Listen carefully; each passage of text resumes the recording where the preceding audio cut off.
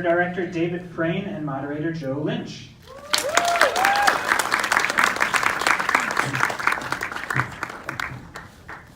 Slow creep. Hi, everybody. Wow. First off, I just want to say thank you so much for coming out on a Friday night. This is my favorite night because it's opening night. It's Friday night in LA. You're at the fucking movies, right? This is an honor. So the fact that we're here tonight at the Nuart to celebrate some filmmakers, it's awesome. And thank you for supporting indie cinema. Thank you for supporting the Nuart. Go rent some movies at Cinephile afterwards. It'll be great. I just wanted to first welcome David and Ellen. Give them a round of applause. Congratulations on the run. So I thought, because time is short, and boy, there's so many questions that I have. I will say this. This movie is fucking fantastic on the second view. The first shot, the shot where he's in profile, and just hearing that moment in the beginning, it resonates so much more the second time around. So I highly recommend you take all of your friends tomorrow or the weekend and bring them back so that you can enjoy it the way that I did seeing it a second time. But I want to just throw this out there really quick because I think it'll be very telling. Favorite zombie movie, go. The original Dawn of the Dead. Damn it, that was mine. 28 days later. Excellent. All right, good. All right. So we're running the gamut. What's great of that with those two choices, you totally stole my answer. Sorry. Is that both those films? I mean, if you look at this, the zombie, it's not even a subgenre anymore. It's a genre. I mean, when you go from like Haitian lore to Val Lewton to George Romero to Danny Boyle to now, and just that whole like zombie or pandemic or infection kind of subgenre, it's so hard to bring something fresh and new to the table. Like seriously, that's why like I think when 28 Days Later hit, and immediately everyone's like, it's a zombie movie, and everyone else is going like, it's not a zombie movie. Look, they're running. But there's just so many ways of being able to take the tropes of those older films, and even just the political side of it and the cultural side of it. I mean, both the films that you guys just stated as being your favorites have so much more to say than just people just eating flesh. What did you bring to the table, like, or what was it that, being a fan of the original Dawn of the Dead and seeing how like George made something fresh and new, but also a comment on society at the time, what was pushing your buttons when you were coming up with this idea? Yeah, I mean, like you said, they've always been the best way of being a comment on society. I think they're great, and it's such a big genre now. You don't even need to say zombie, and people know exactly what you're talking about, which is great, which neither of us did. And That's what's so funny is that we both made movies about like dangerous viruses, and there's never a mention of zombie. Yeah. And the It's a first thing they say is like, so about your new zombie movie, you're like, God damn it! which is cool. But yeah, so for me, writing this, it was during the big recession in Ireland. There was so much kind of hate rising up in Europe and protests, and there were a lot of populist politicians kind of stoking fear and manipulating fear and faith and kind of redirecting on things like asylum seekers and immigrants. And that was a huge inspiration in writing this, and how the CURED are treated and how people are being dehumanized and being treated like an infection. So that was kind of what was swirling around when I came up with it at the time.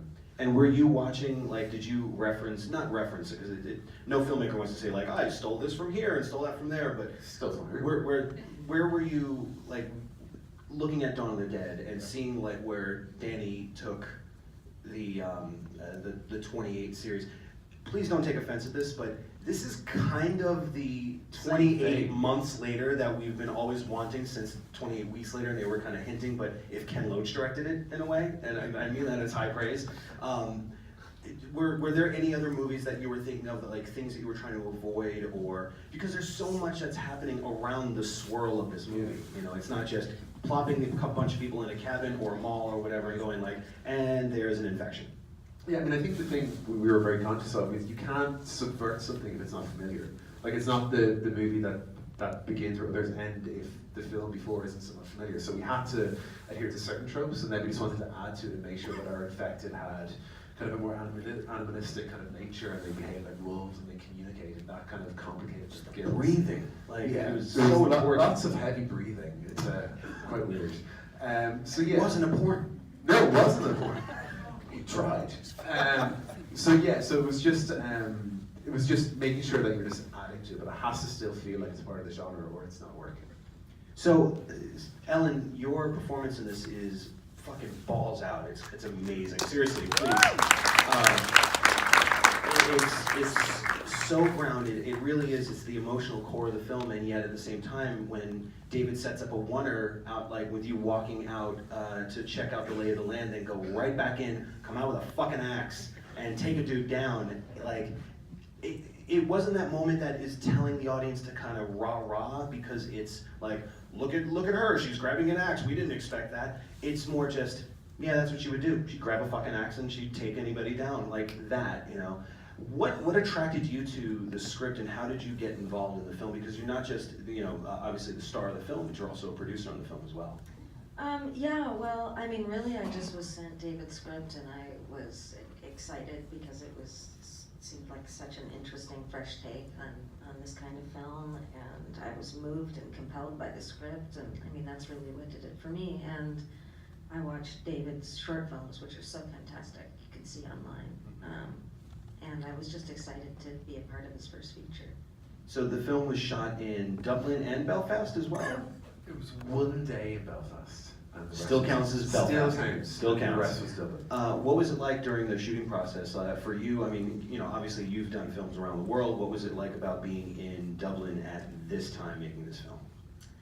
I mean, I just loved Dublin. I could live in Dublin, and I feel like I've gotten to shoot in a lot of places, and I'm really fortunate for that. And Dublin's been one of my favorites, and it was an awesome crew and extraordinary background performers, and a lovely, welcoming environment.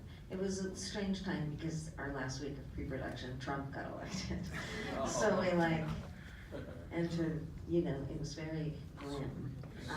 So In a weird way, it really helped the performances.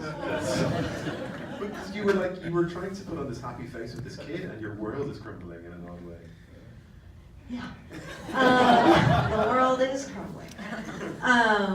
So yeah, getting to wear headphones and walk around Dublin and listening to music was a great way to.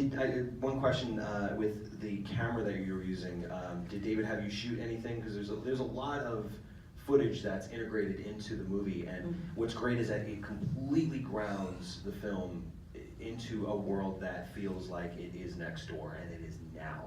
And I think that was such a wonderful device that gets overused so much, and here it's dropped in at crucial points for you to realize, like, shit could happen, you know.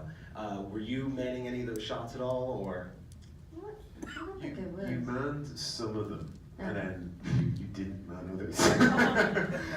Yeah, you manned a few through the accommodation centre, and Right. then we picked up a lot of the vox pops kind of as we went, and even some of them in post-production. So yeah, some of this, when you were on location, yeah, definitely manned them. Yeah. And she was great with the camera as well. I was gonna say, so you are owing Ellen also a C camera Yeah. operator credit as well, you know, Yeah. always good with the unions. One question I had with this as well, the world that you guys created, which is again a very grounded world. It's a very world. It's us. It's right now that just tweaked to 11 in a way. It feels like a sequel in a way, because, you know, and again, you know, to use the kind of 28 cinematic universe or some of sorts, you know, what those films do is they just drop you in and then allow the audience to kind of pick up the pieces and kind of catch up. Did you write or sorry, pun intended, flesh out any of the world that was kind of swirling around these characters? Because, you know, like I had with Mayhem, I had, you know, we had rules, you know, and we had a world that we had to kind of relate to our leads, all the way down the line to the, you know, the crazy guy in the background who's putting post-it notes on beating the shit out of it, the next person. But if they know the rules and they know the world, the context allows them to really create without having to do a lot. How much of that did you flesh out, and how much did you just go like, I don't have to worry about that shit right now? I mean, it was a big world. There was lots of ancillary characters that never made the film, and you know, we put a lot of work into the art department and posters and telling the story through that. So yeah, the world was totally fleshed out. The guys did a lot of work with their characters about where they came from, what it would be like for Abby to live through a war zone and how he would have been treated. And I think that all really helped to inform the film and make it feel authentic and real and fleshed out. So Yeah, it was originally intended to be a TV series, and it just was never going to be financeable that way. So we did a feature, so we cut away a lot of the little bits. All you have to do is just tell old IFC to pilot in front of this, pilot. and you'll be just fine. But I think because of that, we had a huge world built around it, and I think that just makes it feel authentic. Even if it's not in the film, it makes it feel real. Yeah. Was Ellen's character, was your character American from the get-go, or was this like, so that was something that was written in from the beginning? Because that, one of the things that's so hard now with making films, and please don't take this as a slight at all, is, you know, when you're in Ireland and you're in the UK, or you're just around the world and you want to make a movie, a lot of times it takes a name or a face or someone that is going to alleviate fear of losing an investment.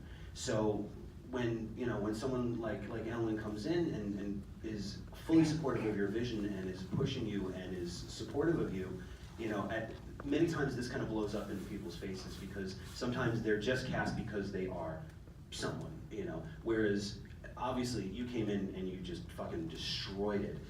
That's what made me go, this feels so authentic, and it feels just organic without having to kind of hem and haw and kind of grandfather in the idea. I really like the idea that we wanted an international cast, and we wanted this feel that, what I love with Abby is that she's marooned in this island and she can't leave because her son was born there, and that was really relevant to the various to the refugee crisis. So she was essentially trying to go home, but she couldn't. So the fact that she was isolated here, she had no family, and her husband was died, it added a huge weight to her character, right? So it was always written as such, and you know, I really wanted Ellen to do it. I loved her work. I'd never seen her play mother before.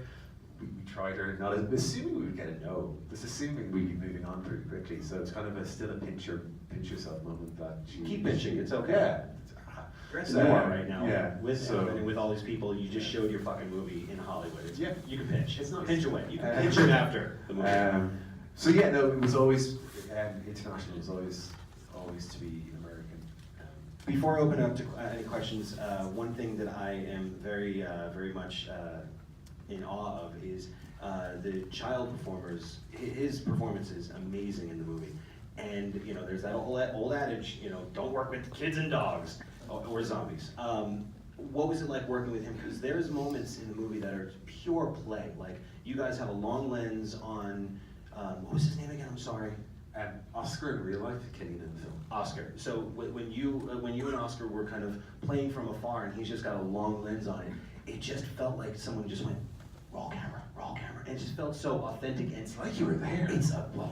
But it meant so much. What was it like working with him, and did you want to destroy him by the end of the shoot? No, not at all. He was so sweet, and the thing I did at the beginning to get him to like think I was cool was I took him to an arcade, and we went Sold. Yeah, and we went bowling, and played soccer, and like that's sort of how we connected, and then he just was. It's sweet those and little funny, things though. It really is like it always just made fun of me, and yeah. wow. Yeah. You know. But I think that was, I mean, he's a great actor, but it was just capturing the moments and letting him be him, and we would quietly film, and Alan would just be playing with him. And it's just trying to, I think with a kid, you just want to get the authentic kid. You don't want to feel like they're acting. So I think that was a testament to Alan and to Sam, who had a great rapport with him as well. Yeah, really. There's that moment in the beginning when Oscar is asking him about, like, you know, do you remember, like, are you gonna be infected again? Are you gonna get sick again? It's just brutal. Before I open up to questions, really quick, the McDonald's joke, if you guys didn't get that before, mwah, brilliant. And also, one of the saddest moments I've ever seen in a pandemic zombie movie was that moment where the slow camera's pushing in on Sam with the infected that's being cured in the pool. And first he pushes her, and then there's just that moment where they're almost going to connect. It's like, it's a brilliant moment, dude. Like, you killed it on that. So before I start waxing your car anymore, let me open it up to any questions. Yes, you, sir.